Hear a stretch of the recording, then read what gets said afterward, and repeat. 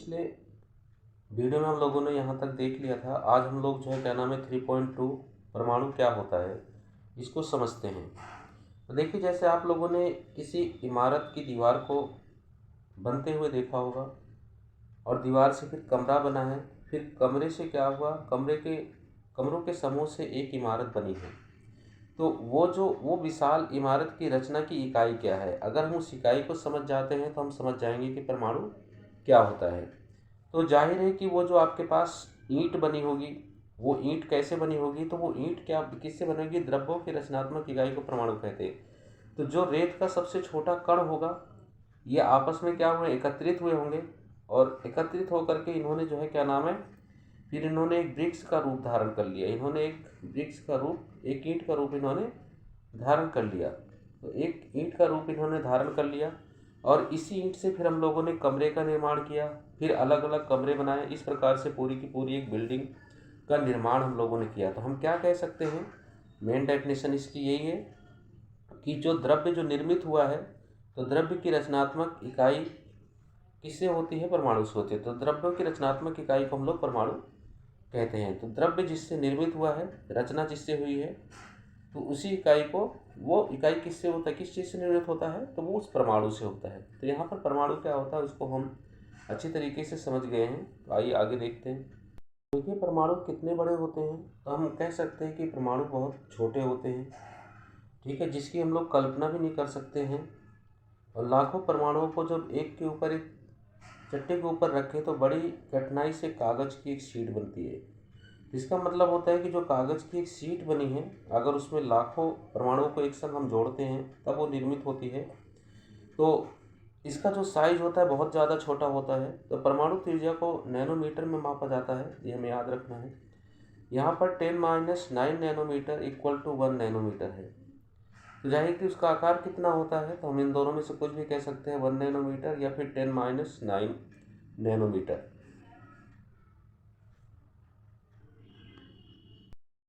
यहाँ पर हम जो है क्या नाम है सापेक्ष आकार देख सकते हैं। उदाहरण के तौर पर हाइड्रोजन जो परमाणु होता है उसकी त्रिज्या 10⁻10 नैनोमीटर होती है।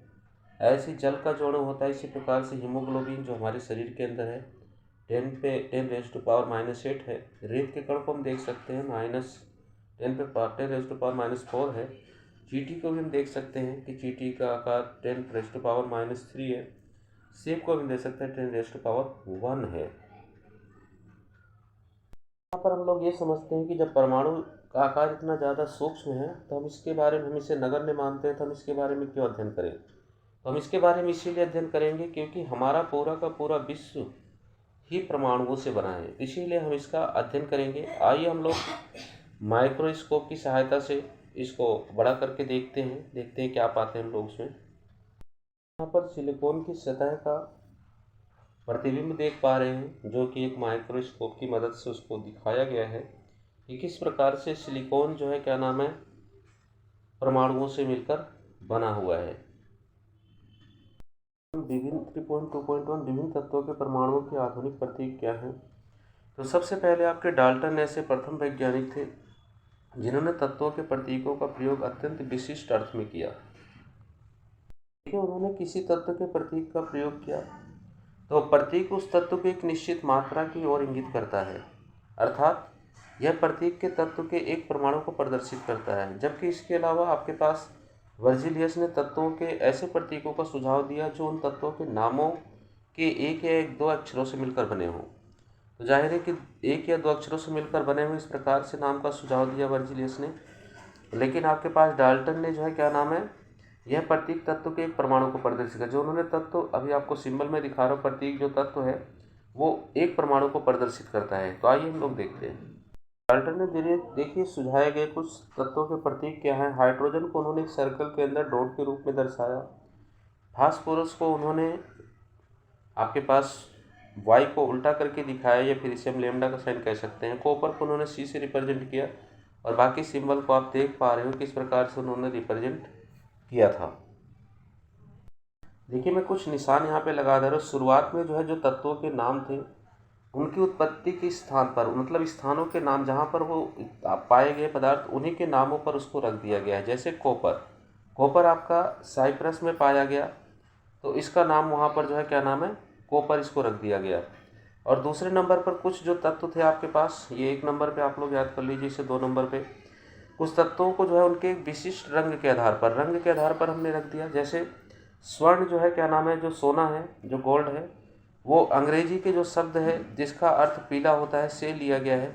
इसी वजह से उसका आकार की वजह से, उसके रंग की वजह से उसका नाम जो है उन्होंने जो है स्वर्ण के आधार पर जो अंग्रेजी से नाम लिया गया, पीले अर्थ के कारण उसको गोल्ड उन्होंने रख दिया है। तो आइए आगे देखते हैं। तो यहाँ पर IUPAC की फुल फॉर्म क्या याद कर लेंगे, काफ़ी इम्पोर्टेंट है, international union of pure and applied chemistry. तो ये क्या है, अंतर्राष्ट्रीय वैज्ञानिक संस्था है, जो भी तत्व हम खोजते हैं उनके नामों, प्रतीकों और मात्रकों की स्वीकृति प्रदान करता है। तो यहाँ पर देखिए उन्होंने कहा है कि जो भी प्रतीक रखे जाएंगे तत्वों के, उनके 1 या फिर 2 अक्षरों से बने होंगे। तो यहाँ पर मैं आपको एक बात बता दूंगा कि जो पहला अक्षर होगा वो कैपिटल लेटर होगा, और उसके बाद दूसरा जो लेटर होगा आपके पास स्मॉल लेटर होगा। अगर हमने किसी तत्व को पहले, जैसे मैंने कार्बन के लिए C यूज कर लिया है, तो उसके बाद में आगे कोबाल्ट है, तो कोबाल्ट का यदि मुझे लिखना है तो कार्बन का C बड़ा रहेगा, लेकिन उसके बाद छोटा जो O आएगा कोबाल्ट में 2 अक्षर, क्योंकि दोनों में फिर डिफरेंसेस नहीं रहेंगे। दोनों के लिए कार्बन इस्तेमाल हो रहा है, C इस्तेमाल हो रहा है, एक C कार्बन के लिए इस्तेमाल हुआ है ओनली। तो जो कोबाल्ट आ रहा है तो उसके अंदर उसके एक कैपिटल लेटर मिलेंगे, दूसरा स्मॉल लेटर मिलेंगे। तो इस प्रकार से जो कोबाल्ट है, तो कोबाल्ट का नाम उन्होंने दिया। इसी प्रकार से बहुत सारे तत्व हैं। तो आइए आगे देखते हैं। हाइड्रोजन के लिए हमने S सिंबल कैपिटल इस्तेमाल करा। एल्युमिनियम के लिए हम लोग A कैपिटल और स्मॉल l का इस्तेमाल करेंगे, बल्कि AL का इस्तेमाल हम लोग नहीं करेंगे, कि दोनों कैपिटल लेटर का इस्तेमाल नहीं करेंगे, बल्कि A कैपिटल और स्मॉल लेटर। कोबाल्ट आपके पास CO कैपिटल लेटर और स्मॉल लेटर का प्रयोग करेंगे, दोनों कैपिटल लेटर का प्रयोग नहीं करेंगे। और हम लोग कोबाल्ट के लिए ओनली C का भी प्रयोग नहीं करेंगे, क्योंकि पहले कार्बन के लिए यूज है। ये जो कुछ तत्व हैं उनको लैटिन, जर्मन या ग्रीक भाषाओं से भी लिया गया है। जैसे हम लोग अगर लोहे की बात करते हैं आयरन के लिए, तो वहाँ पर I सिंबल नहीं इस्तेमाल किया जा सकता है, क्योंकि I पहले ही आयोडीन के लिए इस्तेमाल किया जा चुका है। तो यहाँ पर जो है उसके लिए सिंबल जो इस्तेमाल किया गया है Fe किया गया है, क्योंकि लैटिन भाषा में उसको जो है क्या नाम है, हम फेरम से उत्पन्न हुआ, इस वजह से इसको Fe लिया गया है। इसी प्रकार से जो सोडियम है, इंपॉर्टेंट है, काफ़ी से याद करना है। सोडियम के लिए Na लिया गया है, तथा पोटेशियम के लिए K लिया गया है। जो सोडियम है वो आपके पास नेट्रियम है सोडियम, और जो आपके पास पोटेशियम है वो कैलियम है। तो इस प्रकार से जो है क्या नाम है, कुछ आपके भाषाओं से भी जो है क्या नाम है, प्रतीक या सिंबल को लिया गया है तत्वों के। इसे भी याद रखना है हमें, इम्पोर्टेंट। 3.1 साढ़े कुछ तत्वों के प्रतीक यहाँ पर दिए गए हैं, तत्व दिए गए हैं, आपको प्रतीक दिए गए हैं, तत्व, प्रतीक, तत्व और प्रतीक। तो यहाँ पर बहुत सारे तो आपको सेम टू सेम उसी के जैसे लगेंगे। जैसे एल्युमिनियम आपका L हो गया, आर्गन आपका AR हो गया, लेकिन कुछ डिफरेंसेस जो है उन्हें आपको ज़रूर याद कर लेना है। जैसे आपके पास आयरन है तो आयरन के लिए Fe इस्तेमाल किया गया है। जैसे स्वर्ण है गोल्ड, तो उसके लिए AU इस्तेमाल किया गया है। जैसे आपके पास जो है क्या नाम है, चांदी या सिल्वर है तो उसके लिए Ag है। और इसी प्रकार से आपके पास सोडियम है तो उसके लिए Na है। बाकी और अधिकतर आपके जो नाम है वो सभी के सभी जो है क्या नाम है, उन्हीं की, जैसे नियोन है तो Ne है, कॉमन नेम से आपको प्रदर्शित होते हैं। 2.2 परमाणु द्रव्यमान की बात करते हैं, तो यहाँ पर डाल्टन के परमाणु सिद्धांत की जो संकल्पना हमारे पास है, कि उनके अनुसार प्रत्येक तत्व एक अभिलाक्षणिक परमाणु द्रव्यमान होता है। प्रत्येक तत्व का अभिलाक्षणिक परमाणु द्रव्यमान होता है। उसके आधार पर जो है वैज्ञानिकों ने प्रेरित होकर परमाणु द्रव्यमान को मापने के लिए अग्रसर हुए, और उन्होंने जो है क्या नाम है, रासायनिक संयोजन के नियमों के उपयोग एवं उत्पन्न यौगिकों के द्वारा सापेक्ष परमाणु द्रव्यमान को ज्ञात किया। देखिए किस प्रकार से ज्ञात किया उन्होंने। कार्बन मोनोऑक्साइड को लिया, जो CO होता है, कार्बन और ऑक्सीजन से मिला हुआ है। तो यहाँ पर जो है क्या नाम है, उन्होंने उसमें 3 ग्राम कार्बन और 4 ग्राम ऑक्सीजन के संयोग से कार्बन मोनोऑक्साइड निर्मित हुआ है। तो हम दूसरी भाषा में कह सकते हैं कि जो कार्बन है वो 4/3 गुना अधिक है, द्रव्यमान वाले ऑक्सीजन के साथ संयुक्त होती है, और जो है एक इकाई कार्बन परमाणु द्रव्यमान के बराबर होती है। तो यहाँ पर जो है क्या नाम है, कार्बन जो परमाणु को 1.01 यूनिट तथा ऑक्सीजन परमाणु को 1.33 निर्देशित करेंगे हम लोग। तो शुरुआती दौर में हमारे पास परमाणु द्रव्यमान को AMU के अनुसार बताया जाता था, लेकिन आज जो है क्या नाम है IUPAC के अकॉर्डिंग केवल इसको U के द्वारा रिप्रेजेंट किया जाता है, जिसका मतलब होता है यूनिफाइड द्रव्यमान। तो इसी का आज हम लोग प्रयोग करते हैं U का, इसके द्रव्यमान को जो हम लोग देखिए सबसे पहले प्रकृति जन्य के रूप में ऑक्सीजन का प्रयोग किया गया।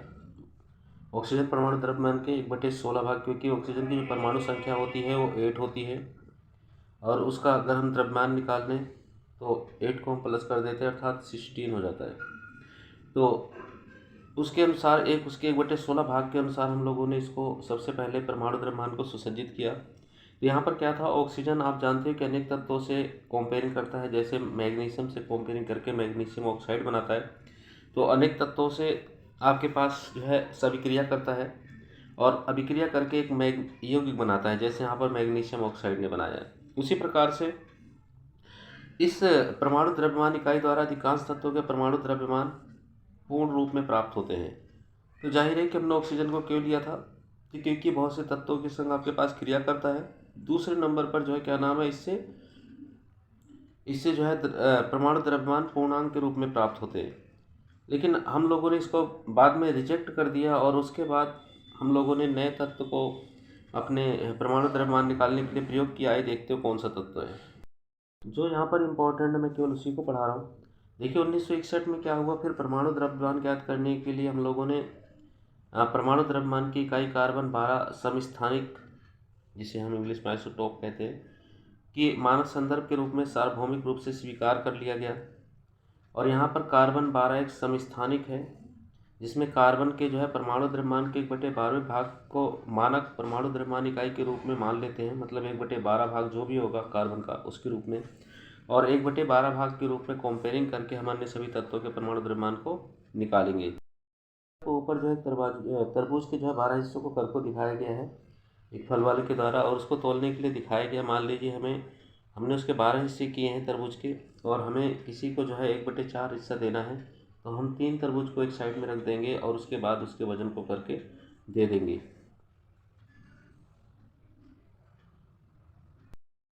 यहाँ पर देखिए क्या नाम है, आपको ऊपर एक तरबूज के 12 टुकड़ों को करके दिखाया गया होगा, और एक फल विक्रेता के माध्यम से आपको उसके अंदर नाप तोल करनी बताई गई होगी। तो वहाँ पर मान लीजिए 1/4 भाग हमें देना है, तो 1/4 भाग का मतलब उस तरबूज के 12 हिस्से करें तो 3 भाग हम लोग एक साइड रखेंगे, दूसरी चीज़ को उसके बराबर में रखेंगे और वजन करके दे देंगे। तो किसी तत्व के यहाँ पर से काफ़ी इंपॉर्टेंट है, इसे याद कर लेना, आपके बाद पेपर में पूछा जा सकता है। किसी तत्व के सापेक्षिक परमाणु द्रव्यमान, तो कौन सा तत्व है, वो कार्बन है, को उसके परमाणुओं के औसत द्रव्यमान का कार्बन 12 परमाणुओं के द्रव्यमान के 1/12 भाग के अनुपात द्वारा परिभाषित किया जाता है। तो जाहिर है कि सापेक्षिक परमाणु द्रव्यमान किसी भी तत्व का वो कार्बन के 1/12 भाग के अनुपात के रूप में परिभाषित किया जाता है। तो इस प्रकार से मेजरमेंट करके आपको एक तालिका प्रिपेयर करके नीचे दी गई है, मैं उस तालिका को आपको दिखा रहा हूँ। तो वहाँ पर से जो चीज़ें मैं आपको बताऊँगा उसे याद कर लेना है। बाकी आपको उसको याद करने के लिए वहाँ पर मैं एक ट्रिक बता दूंगा, उस जगह पर आप उसको याद करना। कार्बन के 1/12 भाग के प्रयोग के द्वारा एक सारणी को प्रिपेयर किया गया है यहाँ पर आपके लिए। और जो है क्या नाम है, यहाँ पर तत्व है और परमाणु द्रव्यमान है। तो हाइड्रोजन का परमाणु द्रव्यमान कितना होता है, 1 होता है, इसे याद कर लेना है हमें। और उसके बाद हमें सोडियम का याद कर लेना है, उसके बाद हमें क्लोरीन का याद कर लेना है। बाकी यदि आपने जो है एक टेबल याद करी होगी, हाइड्रोजन 1 हीलियम, लिथियम 3, बेरिलियम 4, ऐसे करके आपके पास चैप्टर नंबर 4 में है, तो उनका सबका डबल कर देना। जैसे यहाँ पर कार्बन की जो परमाणु संख्या है वो 6 होती है, तो 6 का डबल कर दोगे तो 12। नाइट्रोजन की 7 होती है, 7 का डबल कर दोगे तो 14। ऐसे ऑक्सीजन की 8 होती है, इसको डबल कर दोगे तो 16। बाकी इनका आपको याद रखना है, क्योंकि सोडियम की जो परमाणु संख्या होती है 11 होती है, लेकिन 11 दूनी 22 होना चाहिए था। तो यहाँ पर जो है क्या नाम है 23 है, तो ये किसके कारण आता है, तो इसको नहीं लिखना है हमें 11 दूनी 22, बल्कि हमें 23 को याद रखना है। तो ये आइसोटॉप के कारण इसमें परिवर्तन आता है। ऐसी क्लोरीन की जो परमाणु संख्या वो 17 होती है, तो उसका डबल हमारे पास 34 होना चाहिए था, लेकिन ऐसा नहीं है, क्योंकि यहाँ पर 35.5 है। जो मैंने आपको याद करने के लिए कहा है आप उसे याद कर लेना परमाणु द्रव्यमान को। बाकी सभी की परमाणु संख्या याद करिए, आप उसको डबल कर देना। 3.2.3 परमाणु किस प्रकार अस्तित्व में रहते हैं। तो जाहिर है इसके बारे में थोड़ा सा हमें नॉलेज याद रखनी है कि परमाणु अधिकतर जो है 3.2.3 परमाणु किस प्रकार अस्तित्व में रहते हैं। तो जो परमाणु है अधिकतर आपके पास परमाणु के जो तत्व हैं, परमाणु अधिकतर हम कह सकते हैं वो स्वतंत्र अवस्था में नहीं रहते हैं, स्वतंत्र अवस्था में नहीं रहते हैं, बल्कि ये परमाणु अणु एवं आयन बनाते हैं। ये किस फॉर्म में आते हैं, परमाणु बनाएंगे या फिर अणु बनाएंगे या फिर आयन बनाएंगे, और ये अत्यधिक संख्या में मिल करके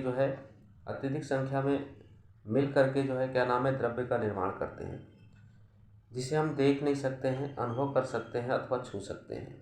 तो देखिए परमाणु किस प्रकार से अस्तित्व में रहते हैं। तो ये परमाणु अणु आयन और परमाणु अणु आयन के रूप में रहते हैं और बहुत बड़ी संख्या में एकत्रित होकर के ये द्रव्य का निर्माण करते हैं। हम लोग इसका पहला प्रश्न उत्तर देखते हैं। इसके पहले वाले को मैं प्रश्न करवा चुका हूँ। देखिए प्रश्न नंबर 1 है कि परमाणु द्रव्यमान इकाई को परिभाषित कीजिए। तो जाहिर है कि आपकी किताब के अंदर भी मैंने निशान लगवा दिया था कि इम्पोर्टेंट है, आप वहाँ से भी देख सकते हो।